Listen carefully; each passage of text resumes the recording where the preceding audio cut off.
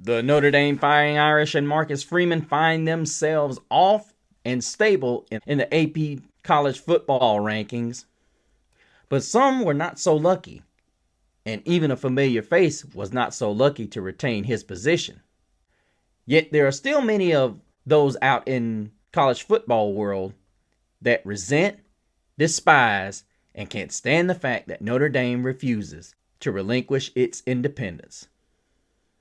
All these topics and more on this edition of Talk Like a Champion.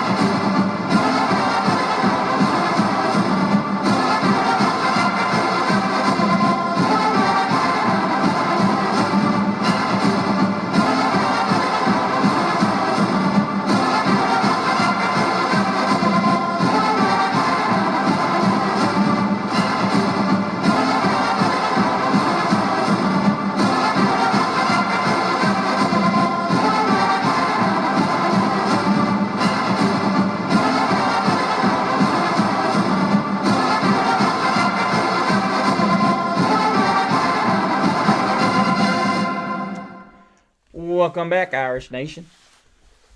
Thank you guys so much for joining us here on this edition of Talk Like a Champion. Of course, you're talking with the one and only Mr. Sealand, and hopefully you guys are doing great. It is nice and chilly down here in the GA, and normally I am, pretty cool, calm, and collective, and not really riled up, but I've got a comment today. It didn't necessarily rile me up. It's one of those where when you start trying to rail a little bit of talk, it needs to be at least funny. But we want to get to Brad's first. LAMAO, where are you laughing at? Hope you have a great day. Yeah, I appreciate you, brother. I appreciate you. I know Indy rocks. I appreciate you, man. I really do. I appreciate it, man. But listen, guys, if you're going to have a comment, please make sure there's some validity behind what you say.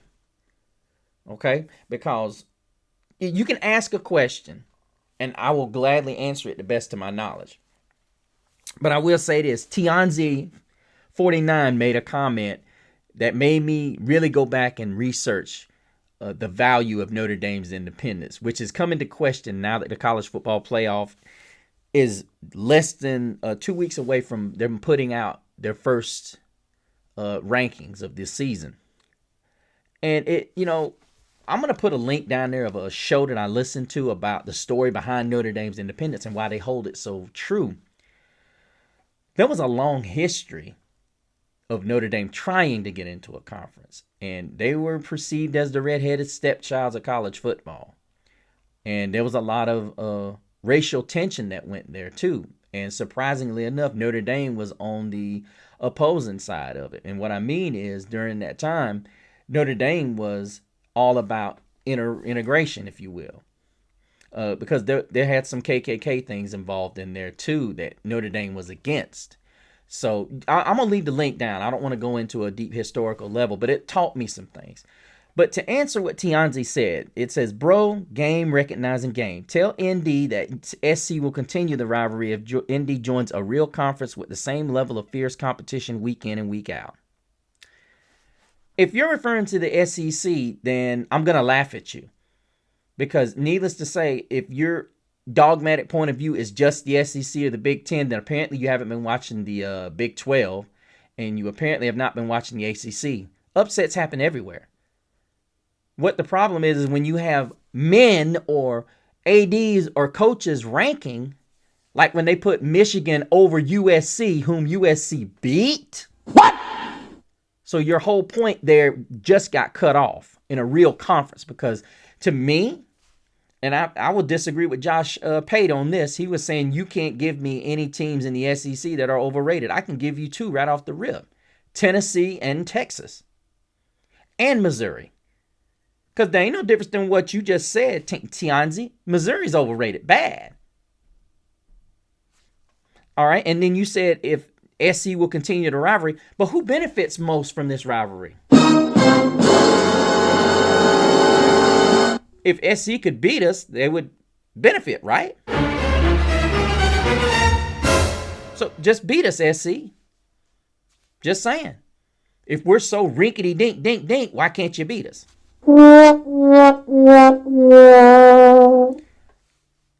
Fierce competition week in and week out. Tianzi, it ain't easy to get anybody on this schedule. Maybe if we was, App State, maybe South Alabama, maybe we could get some of these teams on there. Or Citadel. They don't seem to have a problem getting the Bamas and the Ole Misses on their schedule. So to answer your question, why is it you can't get, why are you scared to play Notre Dame? Why do we need to get in a conference to play? You put the Citadel on the schedule. Put South Alabama on the schedule. You put Lamar on the schedule. You know, something like the SEC or the Big Ten. Oh, so you answered my question. Like I said.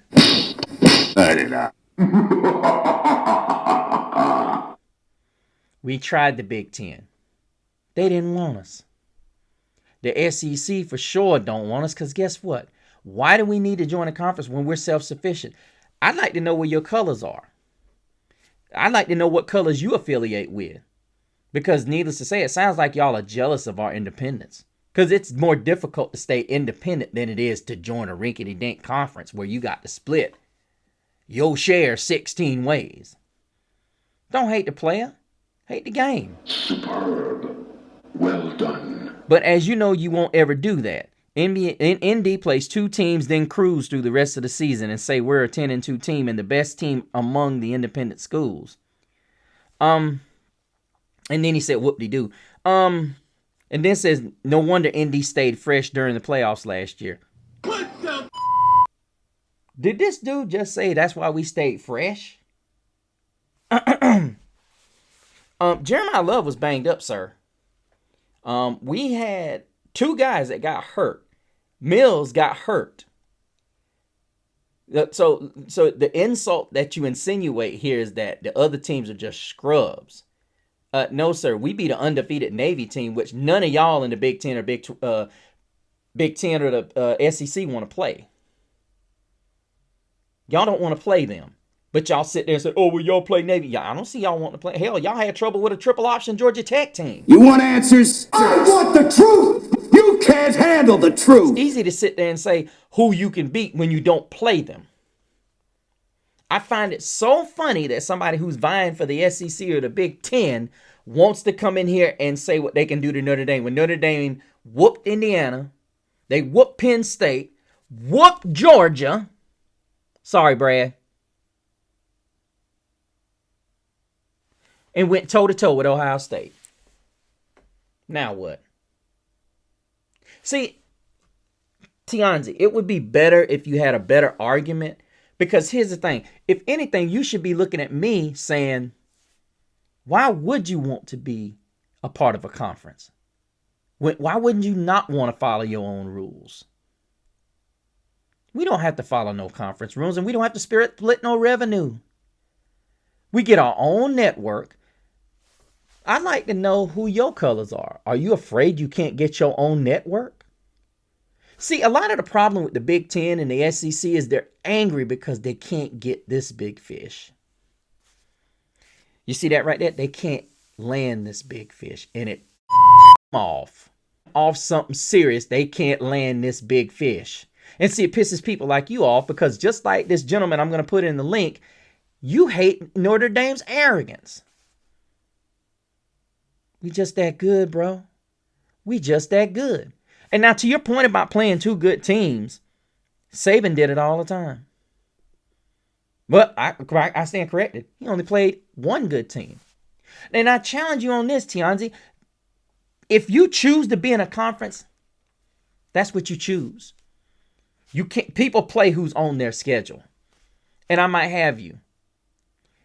The teams with 2 losses don't compare to the 2 losses we got.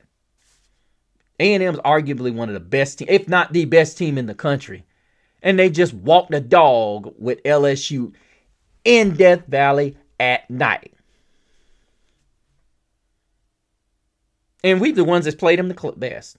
Notre Dame's played them the best and should have beaten them. And I know what you're going to say. Woulda, coulda, shoulda. And that's true.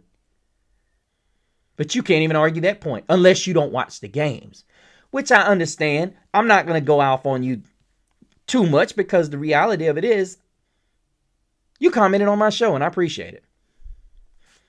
No wonder ND stayed fresh. I've already answered that. We were one of the few teams that had multiple injuries on our offensive line.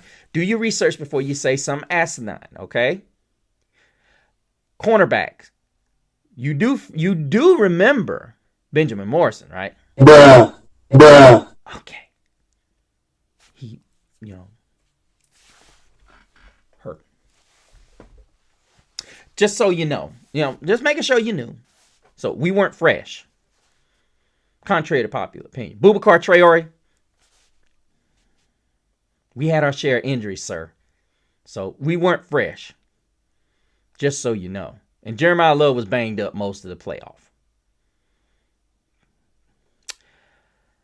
Indy thinks they're slick and thinking we gon' fall for the weak ass baby tinkle okey doke.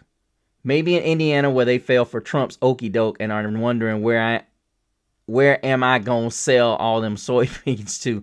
Nice try. That was actually pretty good. First of all, that's not my cup of tea. But no, we're not thinking we're slick. What we do think we are is a good football team. Now, it's not up to you to decide whether Notre Dame's there. And I challenge you to, how many games have you actually sat down and watched? Did you watch the Miami game? Did you watch the Texas A&M game? Because just like in the SEC and the Big Ten, when they have close games, guess what they say? Oh, that team must be pretty good. Why doesn't that apply to Notre Dame? You only see a handful of teams that are flying coast to coast, iceberg to desert to play people. We do that. We play in all 4 time zones. And we've flown overseas at times to play. Name another school that's done that. That's went from coast to coast and played over the pond in the same season. You don't have to answer that question. Can't find that. You want answers? We do that. I want the truth! And SC's the one that's going to lose out on this rivalry, not Notre Dame. Not Notre Dame. You can't handle the truth! Because whether you know it or not, every team that puts us on the schedule, they get plenty of this. Georgia's hottest ticket that year we went to Athens. Right here. That was the hottest ticket in Athens. You don't have to believe me. Look it up. That was the hottest ticket Georgia had that season. Not the world's largest cocktail. Me. I was the star attraction. And they stormed the field when they were the favorites. They stormed the field when they were the favorites. So whether you like it or not, Tianzi, the world still needs me in college football. I appreciate your comment. But once we get in, I want you to come back and say, y'all got a damn good team. Thank you for your input. I'll see you after we win our ring. Yeah, Tianzi's not the only one that has that haterade going. But I appreciate his comment nonetheless. But there's a lot of people that have a lot of animosity towards Notre Dame's independence. And they don't even understand the whole dynamic behind why Notre Dame is so strict on sticking there. Because the history is there. And I found a video done by a very brilliant individual that basically breaks it down into a historical context that I really never knew. And I've been a Notre Dame fan my whole life. It's very interesting, and it shows the type of character that's really synonymous with what it's about. So, Yeah, I think you guys should check it out when you get a minute. I'll put the link down below. But I was even more proud to support Notre Dame after I saw this. But when you think about why so many people are upset at why Notre Dame is independent, I think a lot of it has to do with jealousy. You know, because you got teams that are making their playoff, or excuse me, making their championship game, and then you got the same attitude when you look at other teams. I mean, you're saying Notre Dame don't play in a championship game. Then you're going to get, let's say you get 5 SEC schools. You got at least 3 of them that ain't going to make the dang championship game. So what are we talking about here? Stupid. Oh, I want them because they don't play in a championship game. So you got 3 other teams that's going to be sitting home. Damn, I'm good. What are you talking about? I don't understand the logic there. You're sitting here talking about joining a conference when you got 3 teams that's going to arguably be sitting home on championship week 2. And you might have an extra one in the Big Ten and an extra one in the ACC. So your point is invalid. Why does Notre Dame need to join a conference when you going to have at least half of the field that's not going to be playing in a championship game? That makes no sense. But then you look at the games and you can say, okay, let's look at who Indy lost to. Miami. A&M ain't lost yet. You can look at all the teams around them. I mean, you can look at the one-loss Georgia game. Georgia lost that game by more points than Notre Dame lost combined. Just saying. I'm just saying. I'm not going to sit here and compare apples to oranges. I'm not going to do that. But the reality of it is, when you want to sit here and really analyze where each team fits, Southeastern Conference ain't got no elite teams. They ain't got none. Well, let me take that back. I got to put A&M up there. I'm impressed with A&M. And especially that drubbing they gave LSU. Seriously. I'm just going to be honest with you. I mean, you don't just walk in to Death Valley and just beat them down. And it could have been worse. So, at the end of the day, when I look at what Notre Dame brings to the party, when CJ Carr is at his top game, and Tianzi, this is another thing. If USC is such a powerhouse, they shouldn't be afraid to play us. You remember those days in 02, 03, 04, 05, 06, 07, 08? They weren't afraid to play us. That was another chance for USC to get some free airtime. Remember? So anytime somebody plays Notre Dame, they're going to be on TV.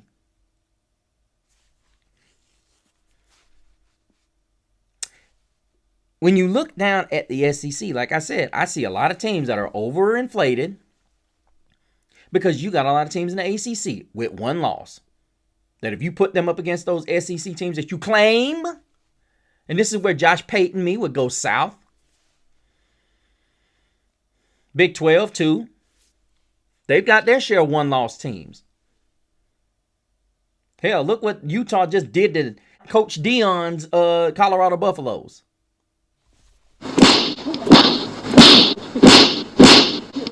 Cut it out.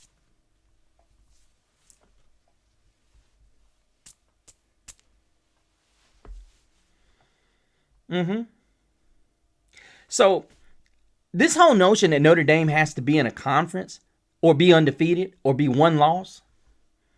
Listen, Tianzi, if you want it that way, where Notre Dame just plays 12 teams and goes right on in undefeated, we can do that. But it takes the goodness out of what the College Football Playoff Committee talked about. Playing somebody. How many teams in the Southeastern Conference outside of A&M actually went out of their conference and played somebody? You don't get it, do you? Not me. Why don't you explain it to me? And I don't want to hear anything about a brutal schedule. The only person that had a brutal schedule was Florida and Missouri. Oh, excuse me, Oklahoma. I'm sorry, not Missouri, Oklahoma. Because you can talk about Missouri. Missouri is beating a whole bunch of trash teams, and then all of a sudden, oh, look at them, they're right here. Garbage. Look at Indiana and Ohio State. They don't even face each other. So don't give me this mess about a conference. You got half the conferences got bad teams and the other half is contenders. Oklahoma, Auburn, and Florida got the bottom end of the deal because they were bad last year. And we all saw what that plan was. So, Tianzi, I don't want to hear the mumbo jumbo. Miss me with that. And it goes like this. When you can't be the best, you got to fuss about the best. Yoo-hoo! I'll make you famous. But I appreciate the comment. I really do. I appreciate the comment. At the end of the day, I think the independence of Notre Dame is what definitely separates it. It makes it unique. We have our own network, brand, and not many teams can say that. Not many teams can say they have a brand and can survive with their brand. And I think that's ultimately a lot of the problem. Now, how? We're going to need a lot of help. Looking at this thing from inside out, I've looked at, they're going to need Tennessee to lose games. We're going to lead Oklahoma. See, Oklahoma's got a chance. They've got a couple of games that can push them right back into this thing, you guys. So we're going to need some help in that area. As well as looking at A&M can win out. Alabama could suffer another loss. Georgia could afford to suffer another loss. If USC were to knock off Oregon, the question would be then is, and it's in Austin, that would be a great opportunity for the USC Trojans to come out and show the world that, hey, we mean business. Notre Dame's that good. That would definitely, in my opinion, put them over the top, especially coupled with the fact that Pitt and Navy may be ranked by that time. Definitely would be great if Miami kept winning, or if they dropped another, wouldn't matter. BYU needs to keep winning. If they're going to get in, they need to keep winning. Vanderbilt needs to drop 2 more. Georgia Tech needs to stay winning. Ole Miss could afford to drop 1. Definitely, like I said, with Oregon, definitely need to drop 1 so Notre Dame can keep moving up. Texas Tech could very well drop this week, considering their quarterback is not there. But ultimately, this is the team, and Tianzi's definitely one that understands you don't want to see us. I don't know. Maybe he's not watched us. I don't know. But I'm glad you commented. But keep watching and stay there. I need another rival. Brad's my only rival right now. I'd love for you to join the show and continuously keep me up to date. Keep me on my toes.